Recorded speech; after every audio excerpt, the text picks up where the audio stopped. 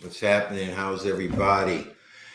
It is the last Monday in the month of August, and we're getting close to jumping from summer into fall, and seasons are changing on us, and the time is moving on. I'm Aaron Wells, and this is Wellness Chronicles. North Philly Project presents the Wellness Chronicles. I am happy to be here yet again hanging out with community.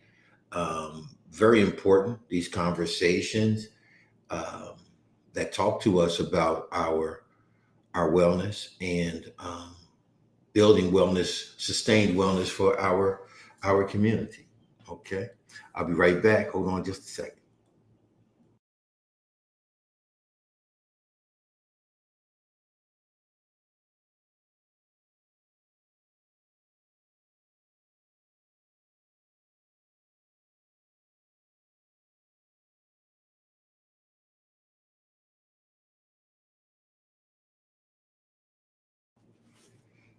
I'm sorry, it was tea time. You probably say to yourself, brother, won't you make that tea before you come on? Then I couldn't keep you in suspense when I go get my tea, right? Hey, listen, thank you so much for hanging out with me tonight. Again, this North Philly Project presents Wellness Chronicles. These are community conversations exploring life in marginalized communities, and that would be my North Philly, my 19132. Uh, but also in these conversations, we're not just looking at uh, how we explore life in marginalized communities, just addressing issues. Answers. We need answers. We need solutions so that we can build the quality of life, the wellness that uh, our community deserves, the healing that our families and individuals deserve in community. And so these conversations are just a small offering to be able to have um, and create voice, right? And to be able to create a platform for voice. These are panel led conversations. I'm a panel of one tonight. That's intentional. Been talking with some people in North Philly, some people in Philadelphia in general, but specifically North Philly, who want to use this platform and join me to talk about these topics of importance. These topics that are vital, right? These topics that are vital to conversations that must happen if we are to truly experience the wellness that we deserve. And so you're going to be hearing some and be part of some really great conversations coming up in September. And we'll be kicking off on the 5th, which I believe is Labor Day. So I'm a panel of one tonight by design. There are some things I just want to cover and sort of set the table, okay, for us as we move forward. I'll be bringing back some of the panelists that had to that you've had available for you here on Wellness Chronicles, and then I have a whole host of others who are like, yeah, let's chop it up, Aaron. Let's talk about what's going on in community and how we can build the quality of life that we all deserve. And so here we are, and I hope that tonight you hear something or a part of something that allows you to begin to process our wellness and to join into some of these great efforts. And so, thank you for joining. North Philly Project presents Wellness Chronicles. I'm here Monday nights at 7 um, to be able to share just in conversation. If you're on and you're watching, please jump into the chat. Let me know that you're there. Please share this out on your social media platforms, Facebook. Please share these conversations. We're also on the North Philly Project YouTube channel, which I'm asking you to go to if you haven't already and subscribe. I'm trying to build us a 10,000 person subscription membership, and then we're going to move to the next 10,000. We'll knock it out 10 grand at a time. And so I hope that you will not only subscribe, but make sure that others are doing so. So welcome, and let's get started. I'm Aaron Wells. I'm the executive director of North Philly Project, and I have rolled in that capacity for about 9 years now, and we have seen some really great inserts into community through our efforts and our smart intentional collaborations with other groups, other nonprofits, other entities. And I just want to say, on behalf of North Philly Project, it is an honor to serve the people of North Philadelphia and to be very present, to be very present as we continue to build the community that we desire, a community that is anchored in wellness, anchored in healing, a community that understands and not only lives through our traumas, but resolve our traumas in such a way that our foundation is wellness and health. And so I just want to thank you for continually supporting North Philly Project any way that you possibly will. So we'll be having some other information and news coming up in the future episodes, our future times together and gatherings in conversation. We have some great fundraisers that's coming up that I'm sure you'll be interested in. We have some connections with some of the people that you will be hearing on our platform moving forward. So I'm just giddy. I'm excited about change, and I'm really excited about the possibilities of watching my community realize the healing that is so needed. So I've been asking this question as we've been sharing in our conversations. Hold on for a second. It's my tea time, right? I'm trying to tell y'all, you got to get hip to this thing. So the number one question that I'm asking everyone, the people who observe, the people who are participating, the people who have an opinion, as we think about community, my question continually is, are we correctly defining community? Are we serving and supporting a community that we truly understand, right? And the question then becomes, can we impactfully serve a community that we are incorrectly defining? And so everyone who's come on has chopped it up, and we've talked about that. That's an ongoing question connected to every topic that we share on Wellness Chronicles, because I think that is so vital that we begin to actually see what's really there, not what media gives us, right? Not what others give us, not our nostalgic view of what used to be and try to make it what. Are we actually seeing our community in its true light? Are we actually seeing it? And so I keep asking that question. You answer that, and you don't have to and ask. Wait, before I do that, and ask the people that you're with, that you hang with. Have that conversation about community. Do we really see it for what it is? It's not all bad, and we know there's some major issues. How do we connect the two to get a true picture of our community? Ted is on. That's my guy, Ted Houston. Ted, thanks for hanging out, and let's be part of the conversation. Ted, thank you for the support. Yeah, let's talk about that. Let's understand that. Let's keep chopping that up. Let's keep passing that on. Let's make that a conversation, a topic at our meetings. Are we correctly defining community? And then let's start receiving some inserts and some input from other people, and let's see if we really can put together an accurate picture of community. And watch this, and not let others tell us who we are, because they're looking at one small piece of the community and saying that this is the issue, this is the solution, this is the problem. When we are this great, magnificent community called North Philadelphia, we don't look like we used to look, and we don't all look the same. We don't do the same things. We don't have the same careers. We don't have the same tastes. We don't all have the same interests, but we all are in the same place. And so we have this opportunity to redefine or correctly define us so that we can truly support the community in the way that is not just needed, but in a way that is sustainable, right?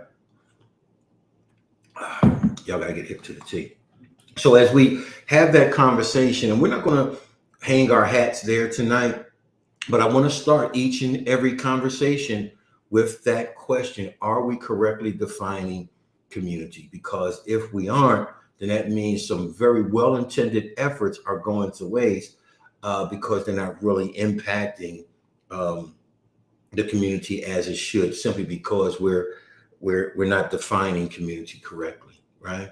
So as we continue this journey, and some of this is just catch up from where we've been with Wellness Chronicles, we've been talking over the last few weeks about our need. We have to. And I try not to speak in overgeneralizations. I try not to, but I don't think that this is one. We have to remove the band-aids um, that are uh, placed on our community, and we call that wellness and we call it healing. But in reality, it's just some band-aids when we really need surgery. There are some things that just have to be done away with. There are some things that have to radically change. That means that there's some stuff that there has to be a push by the people for this to stop and this to change. It's not benefiting us. It's not helping us at all. And we have to discover those things. That goes back to defining community and who we really are and what we really need. And then we've got to remove the band-aids, the quick fix that keeps coming our way, and watching other communities soar, other communities sustain, other communities move forward. And watch this, even reshaping our North Philly in ways that other voices and other gifts and other talents and other people groups are coming and coming with financial impact. Right now, that doesn't change the fact that there's still some ills in community, and those are being swept over. And when they are addressed, they're given band-aids. And so what we want to be able to do, we've got to remove those band-aids, and we have to truly perform surgery. What does that look like? One is we have to be more informed. We have to be well informed. We have to know deeper what is going on in community, and then to be able to address these things that's going on in such a way where we win, right? And so let's continually talk about what that looks like.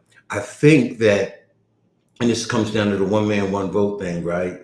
But I'm a studier of North Philly, always have been. Ask the people that know me, right? I really truly dig in beyond surface about what this looks like. And man, listen, I truly believe that there are some crucial issues that we must address in community if we're going to experience the wellness that we deserve, if we're going to experience the prosperity we deserve, if we're going to experience the healing that we deserve, if we're going to experience the quality of life that allows us to receive and to achieve that pursuit of happiness, that we get it, that we actually get it. I personally believe that there are some crucial issues in community that have to be addressed. And so Wellness Chronicles, we want to be a vehicle that not only brings up and talks about these issues, but also to involve the people who are bringing some surgery, some surgical, some deep tissue healing to our community. So we've been talking about the 10. I might as well call it Aaron's 10 crucial issues, but I just, these are some things that many of us agree on. And so I wanted to make sure that those were out there and that we discussed them. So we have 10 crucial issues that we feel as though must be addressed in our community if we are to perform the surgery that's going to create wellness and healing in community. All right, let's keep it flowing. The first that we talked about a couple of weeks ago, the number one. Remember those radio programs when they used to do the top 10? Well, our number one is poverty. I gave you all the statistics a few weeks ago. I gave you all the information. It's out there for you. It's out there for you. Our number one is poverty. Out of the top 10 cities in the United States, top 10, Philadelphia being the sixth largest. Philadelphia is the poorest of the 10.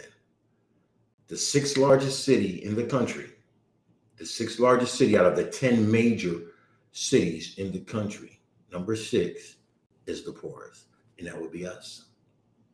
And that means that our zip codes, that are experiencing poverty above national norms. Let's do this, below national norms.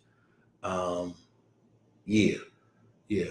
Then we are that people. And so our number one issue is poverty. And so it's not just poverty, it's generational poverty. Yeah, this didn't just start. This didn't just happen, but it goes largely ignored. And we'll talk about that a little bit. It goes largely ignored because we create other things to talk about. Not that those things aren't real, but we create these other things to talk about, and we don't talk enough about how people in Philadelphia, especially people who live in those zip codes, both in North Philly and in some in West Philly, we see are some of the poorest zip codes per capita in the country. Keith is on with me, my guy. Keith steps in and says there are no quick fixes for our community, and we have to be more intentional as to our community begins and where our community ends. Also be intentional about the needs of our community. Great input, great conversation from two people who are truly embedded in and have intertwined themselves in the solutions in the fabric of community. My guy Ted, my guy Keith. So let's keep talking about this, right? The number one reason, the number one crucial issue for us to address is the poverty in our community. And so we talked about some solutions with that. And over the next couple of weeks, I'll be bringing on in September, we'll have some people who are strategic in addressing poverty in Philadelphia, for me specifically North Philadelphia. And so our folks will be coming on. You got to watch us in September, 7 o'clock every Monday night. Wellness Chronicles, addressing issues in community through conversation. So number one was poverty. We went to our number two, and our number two was gentrification. Gentrification, or as people mistakenly call it, forgive me, as people mistakenly call it, regentrification. We're not regentrifying, it's hot off the press. Gentrification. My question with gentrification, which is our number two issue that has to be, that must be addressed.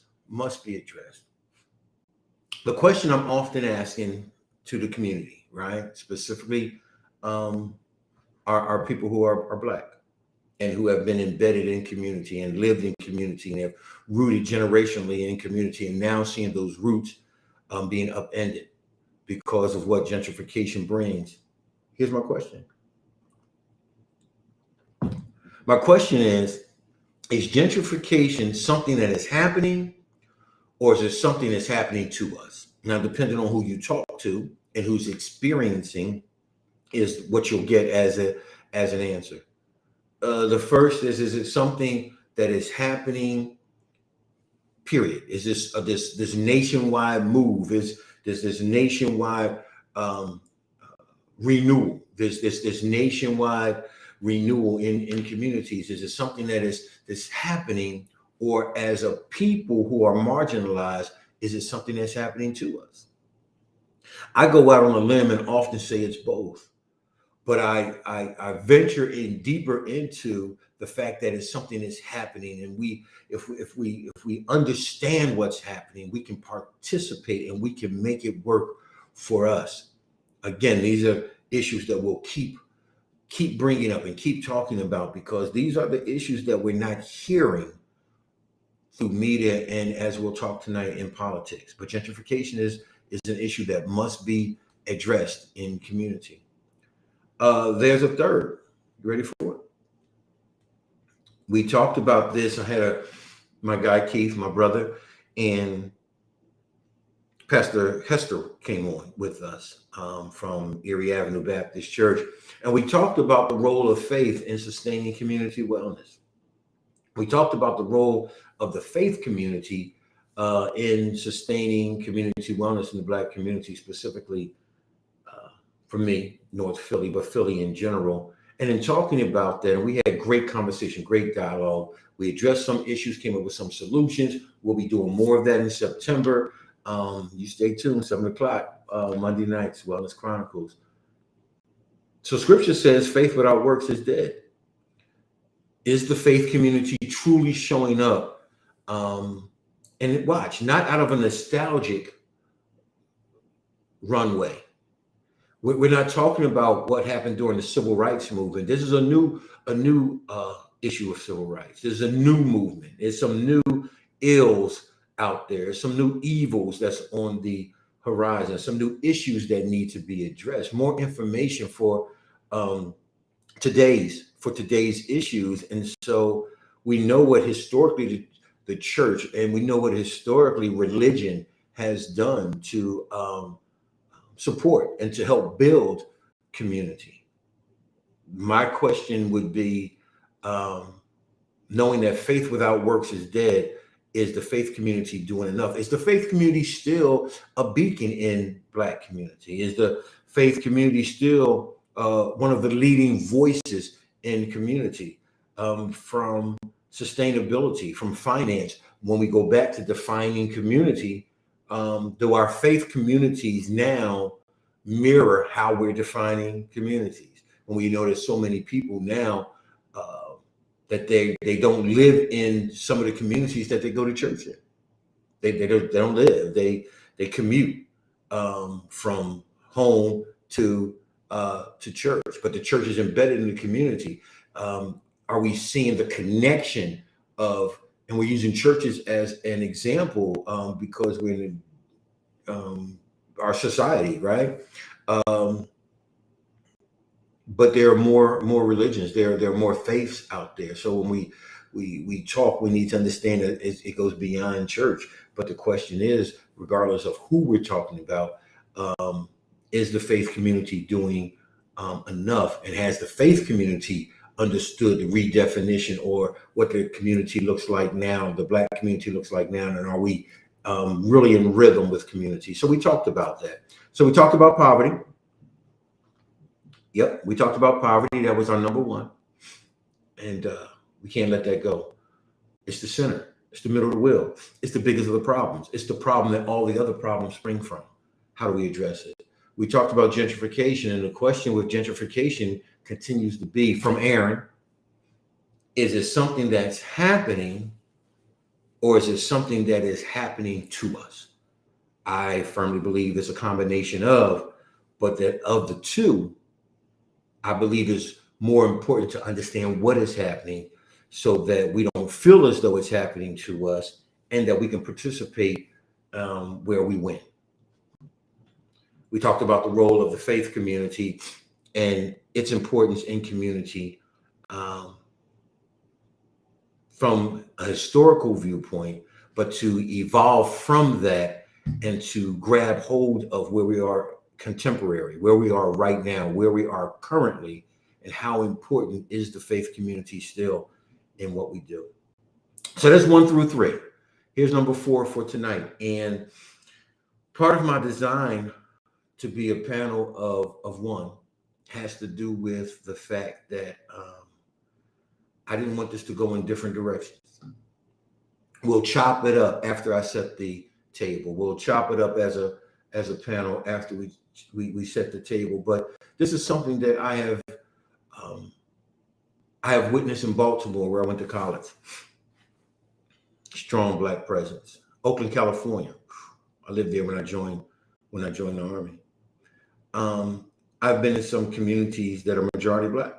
I've been in communities that and been entrenched. I mean, I've been embedded in these communities, and there's a consistency. Now, people don't want to hear this because we have to have some uncomfortable conversations about this. But if we as a community are going to remove the Band-Aids and perform some community surgery, if we're going to truly address the issues that are stopping us from living out our wellness as we should, then we have to start having true conversations about the lack of political power and presence.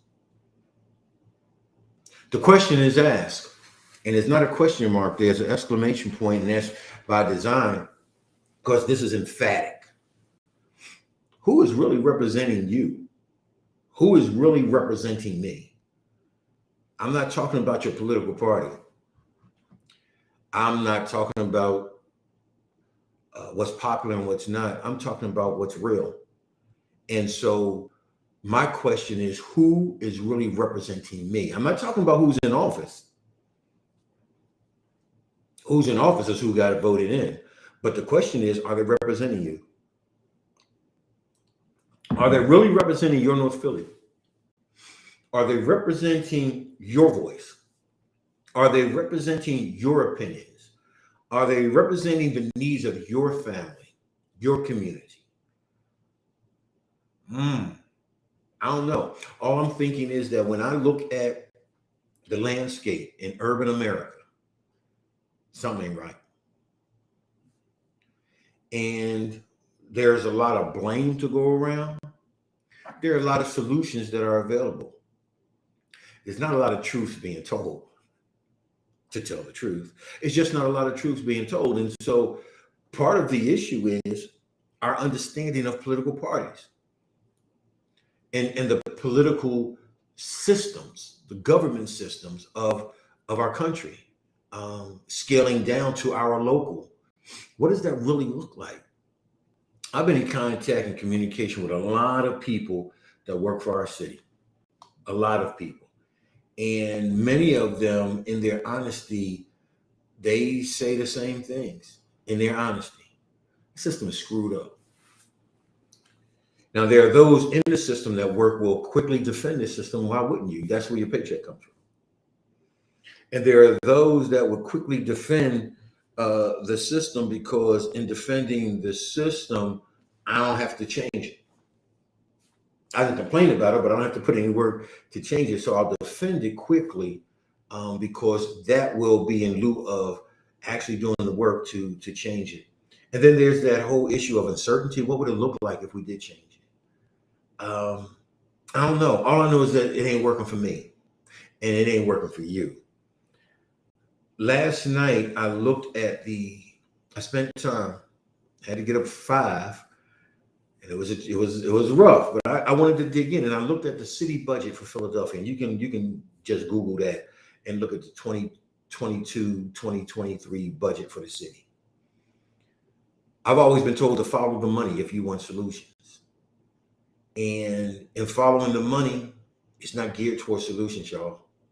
It's not geared toward those things that would help move life forward for everybody. Equitable budgeting, equitable spending, not just for certain groups of people, but to include groups of people who are marginalized and left out. I want to share this with you. And again, I'm a panel of one tonight because I just want to be able to give observations, have some people chime in. We'll chop it up in deep discussion in September because we are going to come back. But my question is for you and for anybody else that can hear, who is really representing us? Who is really representing you? Who is really representing me? I just find this to be a powerful, powerful conversation that is real.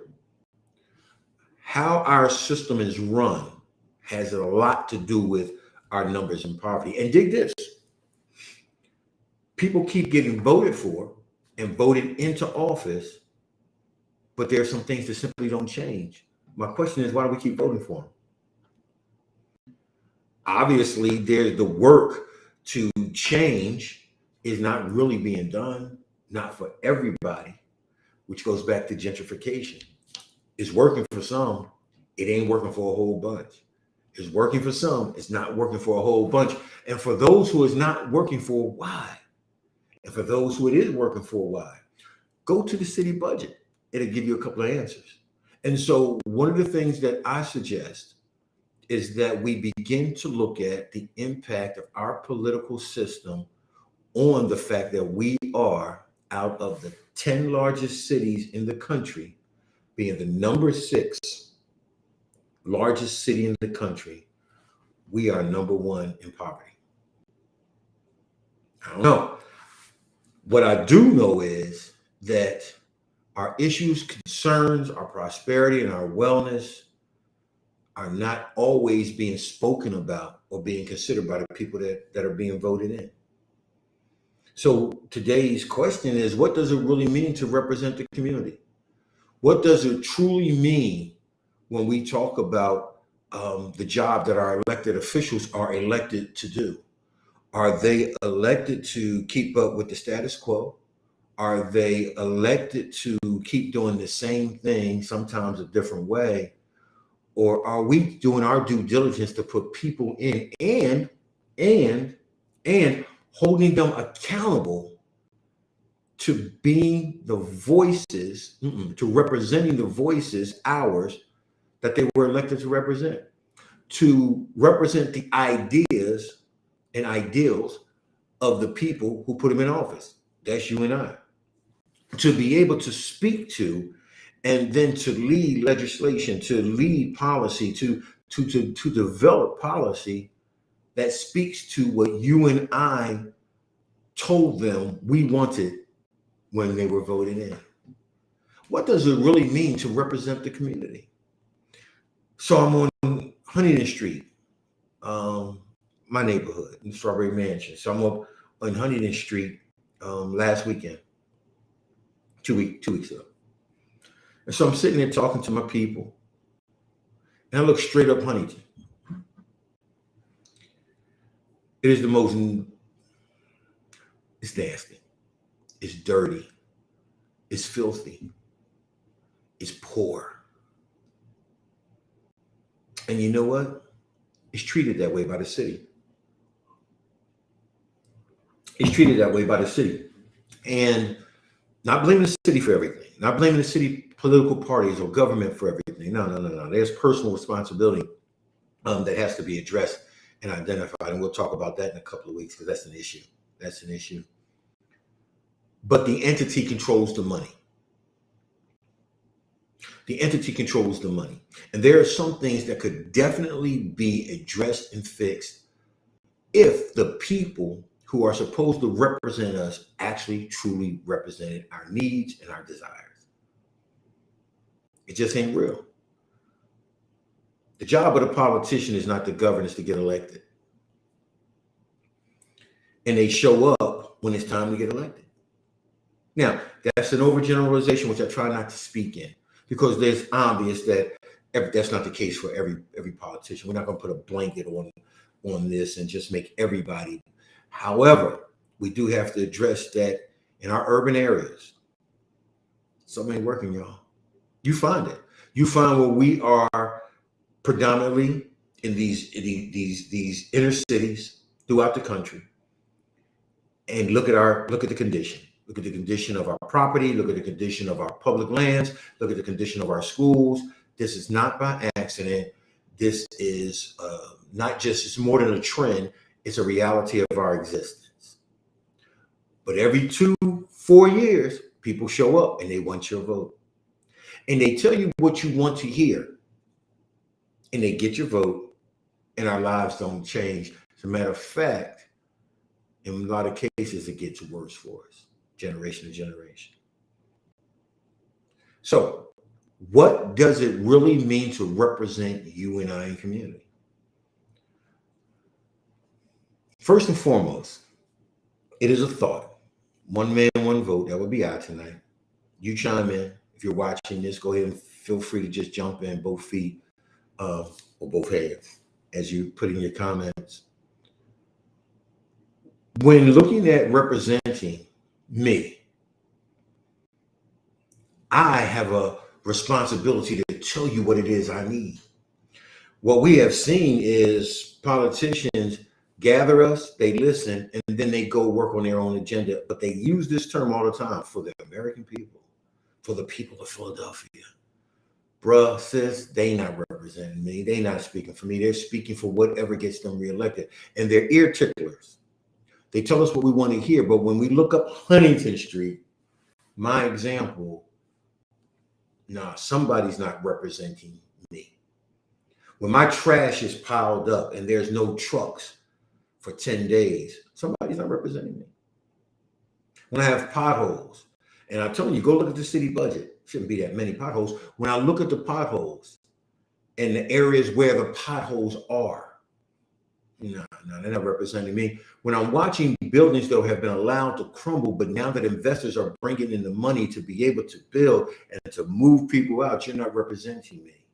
Follow the money. And so when we talk about our 10 issues, one of the issues that must be addressed is, what is political power for North Philadelphia? What does that really look like? Who's representing us? How do they get in power? But more importantly than that, for Aaron, who's holding them accountable? Who actually is holding people accountable? Watch this, watch this. Not for what they say, but for representing us according to what we say and what we want. Go to the chat real quick. My man Ted, my buddy, asked the question, who are making the decisions? Who are making the decisions? Likely not those who represent North Philadelphia. That's right, Ted. Why? Who is really in power? What characterizes them? Those are good questions, Ted. Those are absolutely wonderful questions. Likely not those who represent North Philadelphia. Maybe we have some people that's from there, but they're not there. Why? Who is really in power? Who's really calling the shots that affect your life? One of the things that I am a firm believer of, I grew up this way, knowledge is power. Not just getting a education, but actually knowing, having the information. We got to do a little more reading and research. We have to do a little more reading and research. We have to truly understand what the political mechanism actually looks like. Yeah. Ted, you asked some absolutely great questions. So let's start with the why. Let's start with the why. The why is the question for a couple of subjects here, a couple of the components of the subject, rather. Why do we keep voting the same people in? Is it apathy? Is it just being disengaged? Is it our internal clock, the way we're wired, right? Every 4 years, every 4 years, we're up to bat. It's time, it's the election. So here they come, campaigning. Now the election offices are open. Here come the commercials. Here's the door knocking. Here's the bumper stickers. Right? Now we're cleaning up a little bit. We're doing those things that's going to get people elected. What happens next? What happens next? What happens to the man and woman who went out on that rainy Tuesday, that snowy Tuesday, that inclement Tuesday, who had to find babysitters, take off from work, leave work early because they wanted to do their American duty. They wanted to do their civic duty to make sure the vote got in. What happens after that? What happens after the ballot is cast and now we've got somebody elected and now they're sworn into office, but things don't change for me or my community? What happens? How do we now create something that works for us, that works for me? Key time.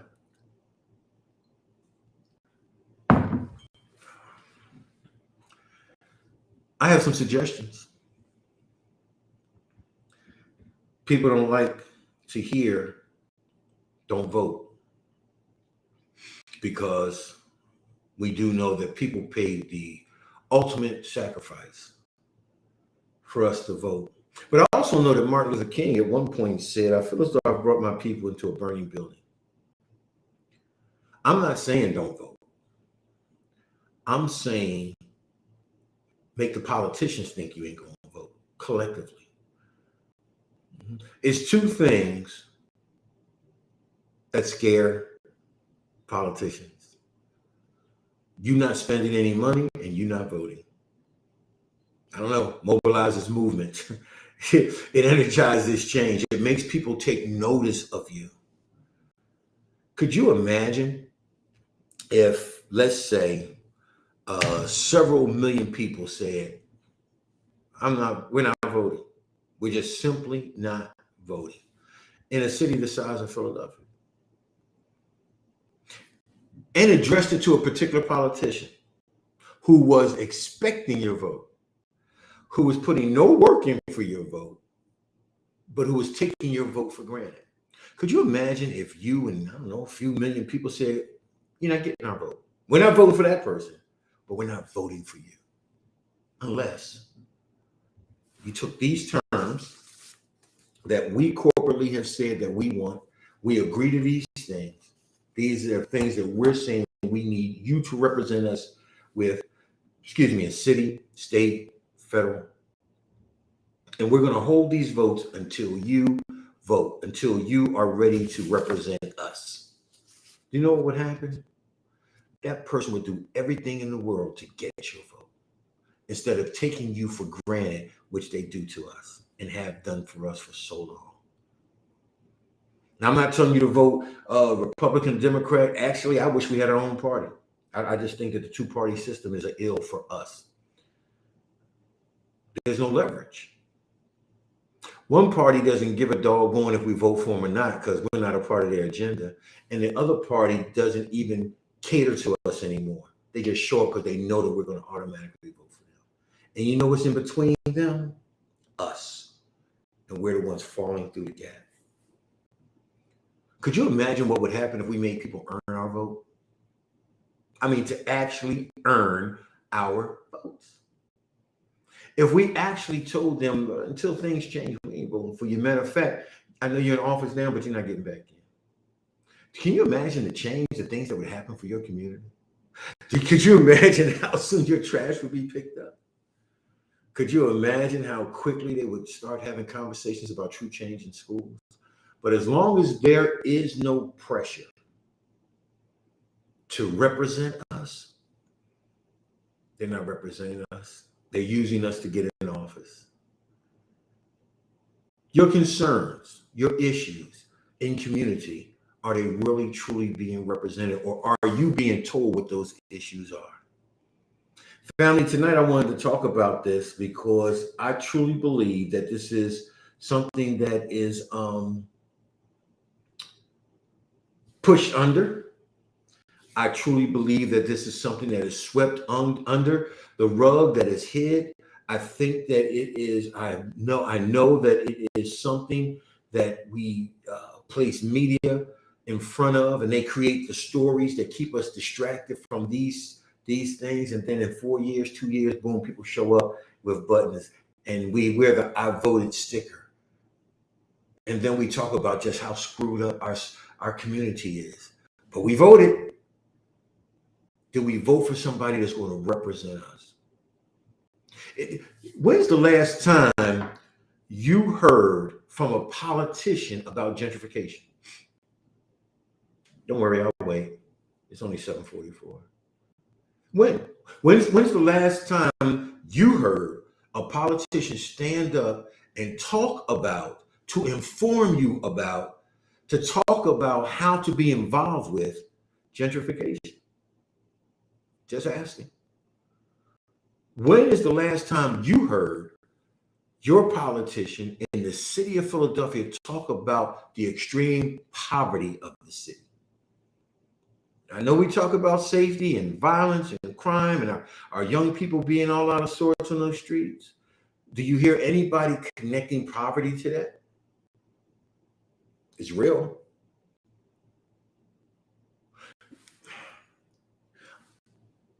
Are you hearing your faith leaders talk to you and share with you during election time about smart voting?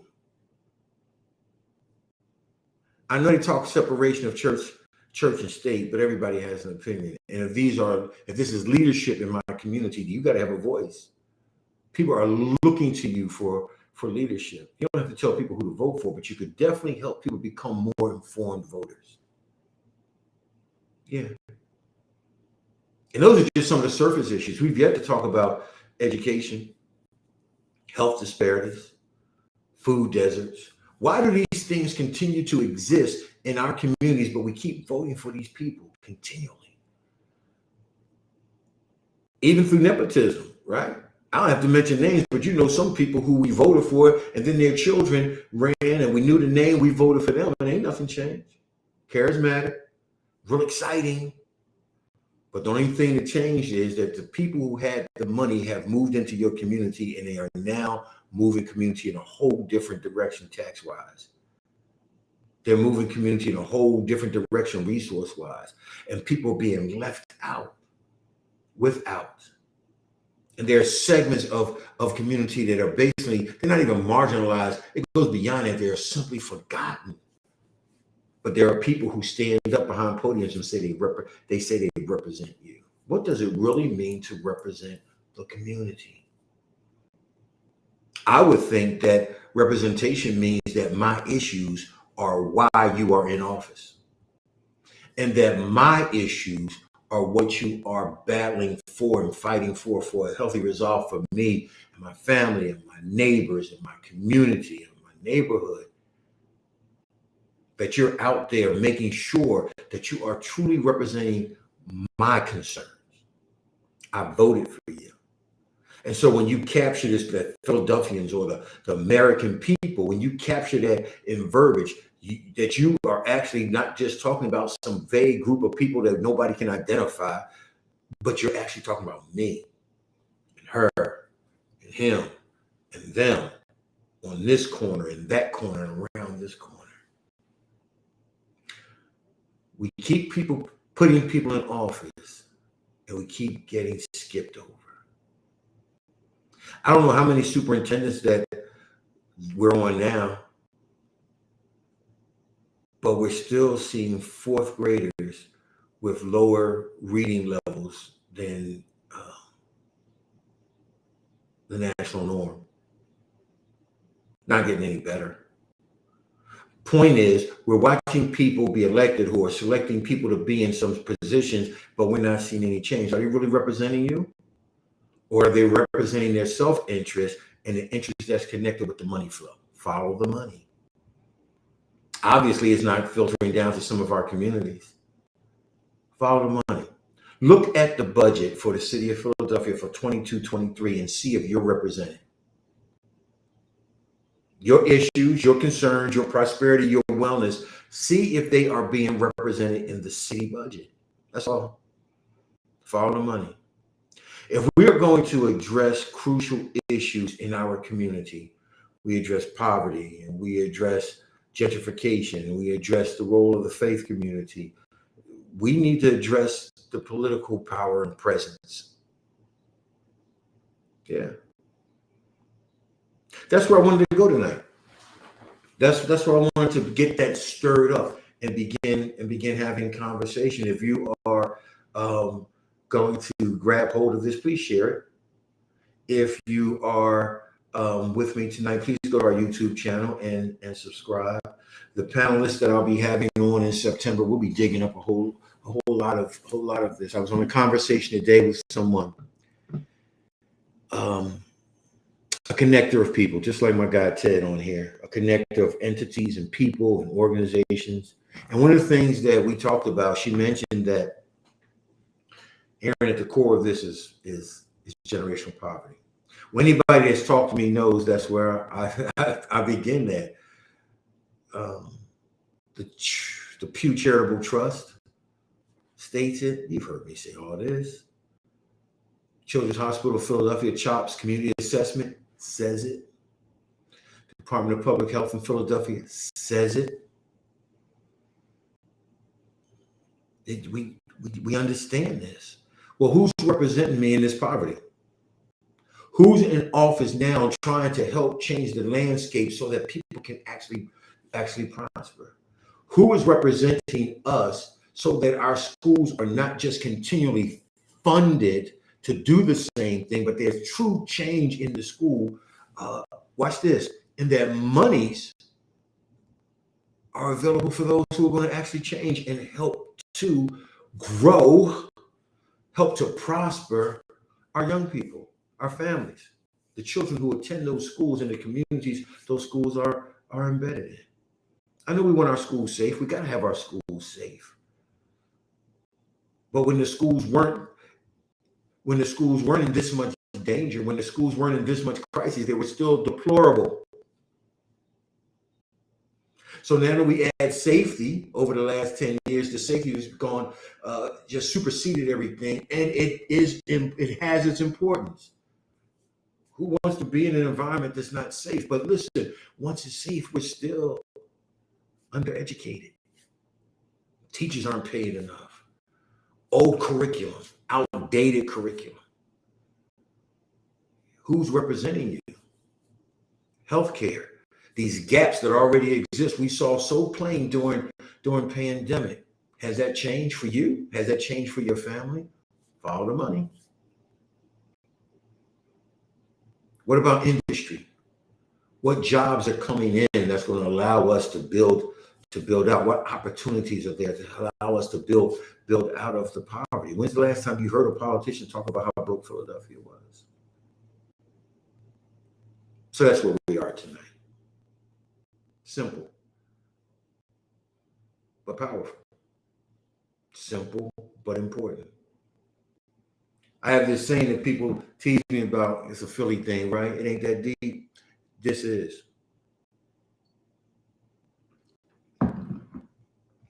My question is to Aaron. My question to me, how do you mobilize the people to do something different? Because the definition of insanity is you keep doing the same thing, expecting different results. How do I help my community understand how mad it is, how incredible unhealthy it is to not understand who you're putting in office and then have expectations that things are going to change? How do I help the community understand that we have to do our due diligence? We have to vet these people in such a way that they know that if you don't do right by us, color purple, right? If you don't do right by us, you out of there. How do we stop believing the hype? Thank you, Public Enemy. How do we stop believing the hype? How do we stop believing the garbage? How do we stop believing these lies that's being told to us? Stop falling for it, being bamboozled, as Malcolm said. How do we change that? We'll be talking about that soon. Because we got to change it, gang of mine. We have to be able to be more astute, more alert, more learned, understand more about this political process. Because things like gentrification, moves like gentrification, they didn't just happen. And the people that you voted for understood and knew what you would be going through, being taxed out, being zoned out. They would understand that. They would know that. That's in their wheelhouse. They're privy to that. Did you hear anybody ringing the alarm for you? Did you hear anybody sounding the alarm for you that you voted for? We got to do something different. Me, I'm a proponent of another party. But you know what would help in the meantime, until Aaron gets his way? That we actually give the competition some competition. That we become learned voters. That we become learned voters, and that we become more engaged in the process by demanding what it is that we really want. But you can't demand what you don't know. So we have to come together and understand what we want as a collective. Because it stops being what Aaron wants and what Ted wants and what Keith wants. It becomes what we collectively can agree upon for the betterment of us. So that's where Aaron is today. Let's jump in on the chat before we put the plane in the hangar. Keith says, poverty creates apathy among the poor. Absolutely right, good brother. Absolutely right. This is why we go back to the number one issue that has to be addressed, and that is generational poverty. It creates so many different veins, so many different parallel universes. It creates so many issues. And watch, it's the gift that keeps on giving, ugly as it is. It keeps on giving. And so poverty, thank you, Keith, for that. Poverty definitely creates apathy. After a while, you just settle for it. And anything anybody has to say that sounds half good, you go for it. Why? Because a brother told me, a very wise person once told me that a drowning man will reach for a straw in the ocean if he thinks it will save him. And poverty is such that if you come with some good news every 4 years, it was better than the news we got 4 years ago, we'll go with it. But at some point in time, we got to recognize you lied to me 4 years ago. You lied to me 4 years before that. You lied to me 4 years before that. We're done. You're either going to show up for us or you're not going to be a politician. You're not going to represent us. What does it really mean to represent the community? That is tonight's question. Are your issues, concerns, prosperity, and wellness really being considered by the people you vote for?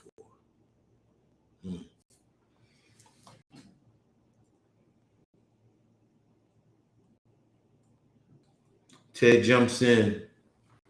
The key time for leadership. Yeah, it absolutely is, Ted. For those who purport themselves to be leaders, it is time for us to be able to lead, to be able to help people understand what this really looks like, to mobilize people, to use, because we all have, to use their voice, to help people understand that if you spend money differently in a way that works for you as a collective, you will now have that voice, right? Because this is a capitalistic society. Money talks. So how do we, a people who spend as a group more money than anybody else, how do we come together? And then how do we connect arms with our people of poverty who are white, our people in poverty and being lied to who are Latino? How do we all come together and say we're one voice? Ted, you're absolutely right. It's time for leadership. It's time for us who can influence. And that's what leadership is influence.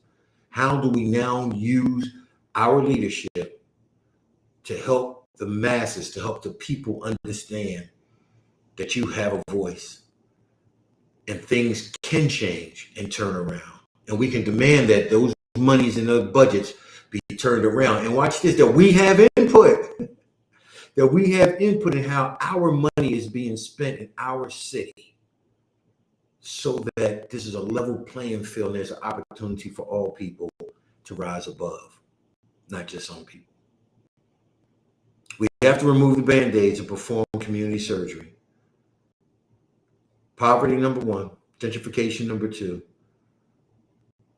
Understanding the relevancy of the faith community. Because so many of us, that is our portal into our wellness, our healing, is our faith. And then to address our political systems. Either you're going to work for me or you're not. We're going to hold you to a standard that says that you represent us. And when you speak, you should be speaking for us because you heard it from us and nothing for us without us. So that's where we are tonight, y'all. I appreciate you hanging out. Panel of one tonight. I want to thank those who came on and hung out in the chat. If you're seeing this through North Philly Project's Facebook page or someone shared it, would you please share the conversation? Go to our YouTube channel, North Philly Project, and subscribe and grab hold of these conversations. Let's talk about it, y'all. Don't let the conversations die. Don't let them fool you. We have to be able to hold politicians accountable, our government accountable. We have to be able to say to them, you represent us, our concerns, then you need to speak for me according to my voice, not yours. Yeah. I want to see you next week. I know it's Labor Day, but we'll be on. We'll be on. And we'll be talking about issues in community. We're still digging through 10 crucial issues that have to be addressed if our community is to experience the wellness that it deserves, the prosperity, the healing that it deserves. We got to have the conversations. We got to talk about it.